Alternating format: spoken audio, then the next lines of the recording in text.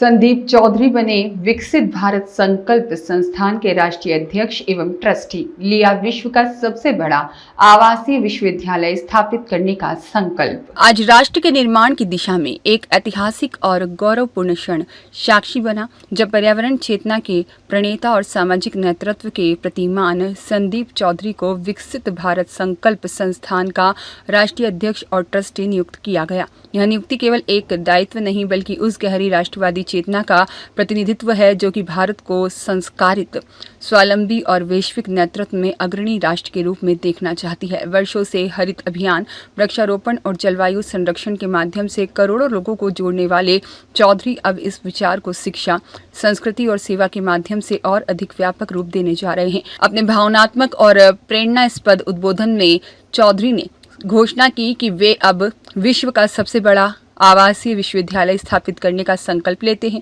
एक ऐसा विश्वविद्यालय जो केवल डिग्रियां नहीं देगा, बल्कि राष्ट्रभक्ति, सेवा, विज्ञान, संस्कृति और नवाचार का संजीव संगम होगा।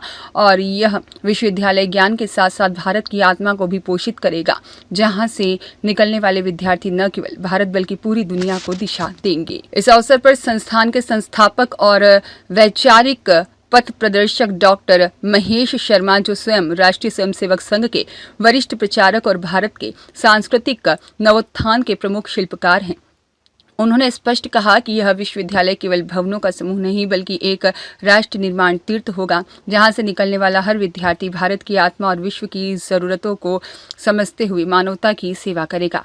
इस भव्य समारोह के दौरान आयोजित कर्मवीर सम्मान समारोह में समाज सेवा, शिक्षा, स्वच्छता, स्वास्थ्य और सांस्कृतिक चेतना के क्षेत्र में कार्यरत कई सम्मानित व्यक्तियों को मंच से सम्मानित किया गया। कर्मवीरों को प्रशस्ति पत्र भेंट कर संस्था ने उनकी निस्वार्थ सेवाओं को सराहा और प्रेरणा के रूप में प्रस्तुत किया। समारोह में अभिनंदन एवं स्वागत करता हूं।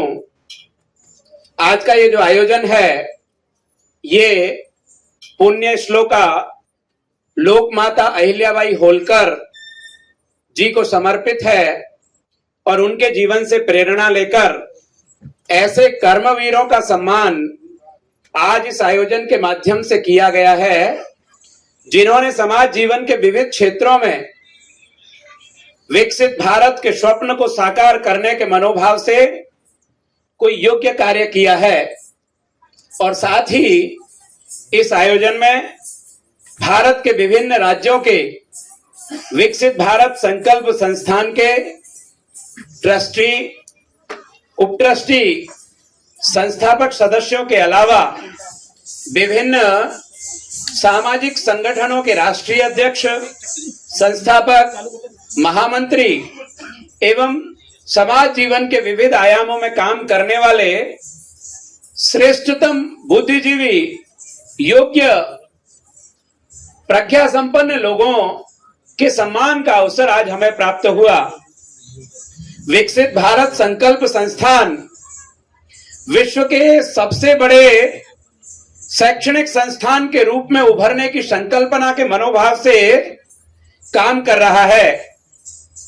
देश के यशस्वी प्रधानमंत्री, उनका स्वप्न रहा कि यह राष्ट्र आने वाले 25 वर्ष तक एक अमृत काल की कालावधि में बड़ा और श्रेष्ठ कार्य करे, प्रत्येक व्यक्ति विकसित राष्ट्र के लिए काम करे। पर कैपिटा इनकम और जीडीपी ग्रोथ यदि बढ़ेगी तो 2047 तक भारत विकसित राष्ट्र बनेगा। परंतु ये जो अंतरराष्ट्रीय मानक हैं किसी भी राष्ट्र के विकसित होने के, हम लोगों का ये मानना है कि इन मानकों के साथ साथ ही भारत जैसे सांस्कृतिक राष्ट्र में उन पर कैपिटा इनकम के साथ साथ जीडीपी ग्रोथ के साथ साथ इंडिविजुअल ग्रोथ की भी आवश्यकता है और वैश्विक स्तर पर सांस्कृतिक ग्रोथ की भी आवश्यकता है। हैप्पीनेस इंडेक्स से लेकर देश में अनेक प्रकार की जो समस्याएं हैं, अलगाववाद, आतंकवाद, क्षेत्रवाद, राष्ट्रवाद, अराष्ट्रवाद, वामपंथ, अनेक और प्रकार के अनेक विषय वस्तु, उन सब को मद्देनजर रखते हुए, देश की समस्याओं को ध्यान में रखते हुए इस देश का आम जनमानस खड़ा हो। इस देश की जो सज्जन शक्ति है, इस देश के जो लाखों सामाजिक संगठन है, वो एक प्लेटफॉर्म के नीचे, एक अम्ब्रेला ऑर्गेनाइजेशन के नीचे कैसे आए, तो उसके लिए हमने शिक्षा, स्वास्थ्य, सेवा, सुरक्षा, संस्कार, सहयोग, समन्वय ऐसे 11 विषयों को लेकर काम करना प्रारंभ किया है। और अभी अल्पकाल में ही हमने विश्व भर में जो 25,834 यूनिवर्सिटी हैं, उन 25,834 यूनिवर्सिटीज में से 17,000 के करीब विश्वविद्यालयों में संपर्क किया है। उनमें से 13,000 विश्वविद्यालयों में भारतीय नेटवर्क है। वहां कोई डीन है, डायरेक्टर है, प्रोफेसर है, लेक्चरर है, वीसी है, स्टूडेंट है। 13 लाख से ज्यादा विद्यार्थी विदेशों में पढ़ते हैं।